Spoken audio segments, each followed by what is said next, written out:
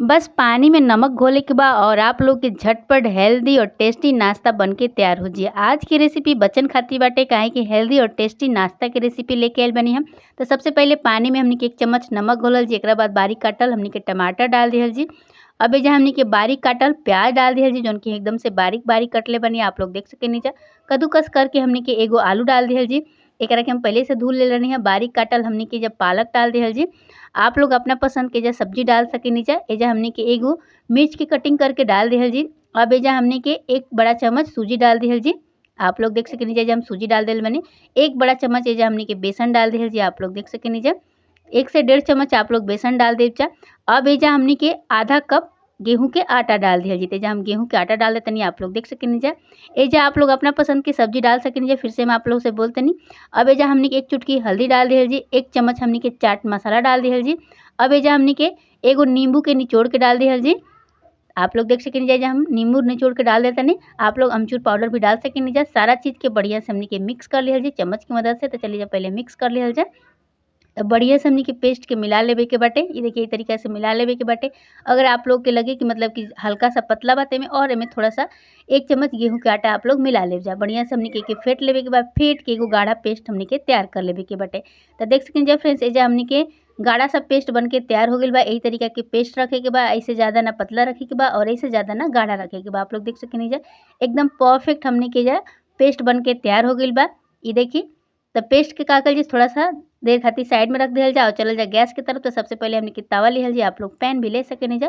तवा के हमनी के पहले गरम कर लिहल जी। एकरा बाद 1 चम्मच एजा हमनी के सरसों तेल डाल दिहल जी। तेल डाल के बढ़िया से एकरा के तवा पे बढ़िया से फैला लिहल जी। अब हमनी के कलछल की मदद से का कइल जी कि पेस्ट के तवा पे डालल जी। तो चलिए जा, अब सारा पेस्ट के हमनी के तवा पे फैला दिहल जी फ्रेंड्स। तो हाथ की मदद से आप लोग एके बढ़िया से फैला देव जा। चलिए जा, फैला दिहल जा। आप लोग देख सकेनी जा, आप लोग एके पैन में भी बना सकेनी जा और मतलब कि चौड़ा कढ़ाई में भी एके बना सकेनी जा। ये देखिए, बढ़िया से हम एके फैला देतनी, आप लोग भी फैला लेव जा।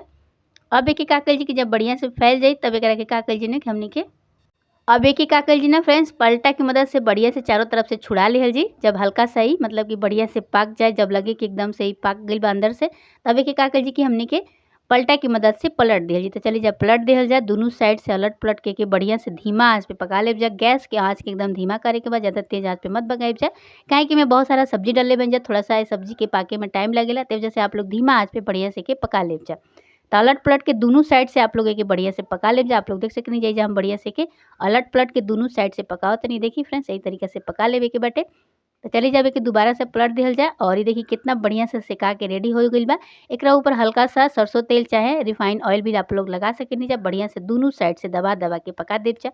और ये देखिए फ्रेंड्स, कितना हेल्दी और टेस्टी हमनी के आज की नाश्ता की रेसिपी बन के तैयार हो गइल बा। देखिए कितना बढ़िया बनल बाटे, आप लोग देख सकेनी जा। बहुत ही मतलब इतना टेस्टी और इतना हेल्दी बा कि आप लोग से हम बता ना सकेनी। चलिए दूसरा वाला हम भी आप लोग के बना के दिखा देतनी कि कैसे बनाए के बा। बहुत आसान बाटे। सबसे पहले सरसों तेल हमनी के तवा पे गिरा लेवे के बाद चारों तरफ फैला लेवे के बाटे। देखिए, इस तरीके से फैला लेव जा आप लोग। तो तेल के बढ़िया से चारों तरफ आप लोग फैला देव जा। ओकरा बाद कलछल की मदद से का करल जा, पेस्ट के तवा पे डाल देव जा। ये देखिए, बहुत इजी नाश्ता बा, झटपट आप लोग ये नाश्ता के बना के तैयार कर लेव जा। अगर आप लोग के रोटी सब्जी बनावे के मन ना करे और कोनो हल्का फुल्का नाश्ता बनावे के मन करे खाए के, तो आप लोग ये झटपट ही बना सकेनी। जब मात्र 15 से 20 मिनट में आप लोग ये नाश्ता के बना के तैयार कर लेव जा। सुबह में भी बना सकेनी जा, शाम के भी चाहे तो आप लोग चाय के साथ ही नाश्ता के बना के खा सकेनी। जब बच्चन खातिर तो बहुत हेल्दी बा, काहे कि बच्चा लोग सब्जी काफ़ी कम खालत। ए तरीका से आप लोग सब्जी खिला सकेनी जब बच्चन के। एकरा ऊपर आप लोग चाहें तो मतलब सफ़ेद वाली तिल भी डाल सकेनी जा। ये देखिए, बढ़िया से हम एके पलट देते हैं दोनों साइड से। और ये देखिए फ्रेंड्स, बढ़िया से दोनों तरफ से एके सेक लेवे के बा। ऊपर से हल्का सा एकरा ऊपर का करे के बा ना, हल्का सा सरसों तेल डाल देवे के बा। आप लोग घी में भी बना सकेनी जा, बच्चन खातिर अगर बनावत जा आप लोग तो। और बड़ा छोटा बच्चा हर कोई के नाश्ता के खा सकेला। एकर यही खासियत बा कि हर कोई खातिर ही बहुत ही परफेक्ट नाश्ता बाटे। दोपहर में भी आप लोग बना के खा सकेनी जा झटपट। अगर आप लोग की कोनो मात्र 5 से 10 मिनट में आप लोग कोनो नाश्ता बनावल चाहते हैं, तो इससे बेटर नाश्ता आप लोग खातिर कोई भी नहीं के। तो देखिए कि पलट दिहल जा, पलट के दोनों साइड से बढ़िया से पका दिहल जा। आँच के धीमा कर दिहल जा, ताकि जितना भी सब्जी डले बनी जा हम आराम से ही मतलब कि धीमा आँच पे पक जाए। ये देखिए, ज़्यादा तेज आँच करब जा तो हल्का से जले लगी और फिर एकर टेस्ट खराब लगी। ये वजह से आप लोग धीमा आँच पे बढ़िया से के पका ले जा। ये देखिए फ्रेंड्स, कितना बढ़िया हमनी के हेल्दी और टेस्टी नाश्ता बन के तैयार हो गइल बा। आप लोग देख सकेनी जा। और फिर से बोलते रही, में और भी सब्जी आप लोग ऐड करे चाहते हैं तो डाल सकेनी जा, काहे कि जितना भी हमें सब्जी डालब जो भी कम ही पड़ी आप लोग खातिर। तो देखिए फ्रेंड्स, हेल्दी और टेस्टी नाश्ता बन गइल बा। चलिए जा, आप लोग के हम थाली में परोस के दिखाओ तनी। देखिए कितना देखे में सुंदर हमनी के इ नाश्ता दिखे में लागत आप लोग देख सकेनी जा। मुँह में एकदम से आप लोग के पानी आ गइल होखे। आप लोग देख सकेनी जा झटपट हम मात्र 15 से 20 मिनट में इ नाश्ता बना के तैयार कर लेले बानी। ए नाश्ता के आप लोग पुदीना की चटनी के साथ, धनिया की चटनी के साथ आप लोग खा सकेनी जा। और ये देखिए फ्रेंड्स, धनिया की चटनी के साथ एके सर्व कर सकेनी जा, चाहे तो पुदीना के चटनी के साथ भी खा सकेनी जा, टमाटो केचप के साथ भी खा सकेनी जा और एकरा के आप लोग रायता के साथ भी खा सकेनी जा, दही के साथ भी खा सकेनी जा। तो एकरा के हम दही और हरा चटनी के साथ सर्व करतनी। इ देखिए कितना टेस्टी और हेल्दी नाश्ता बन गइल बा। तो हमरा कहला पे इ नाश्ता ज़रूर आप लोग ट्राई करी जा।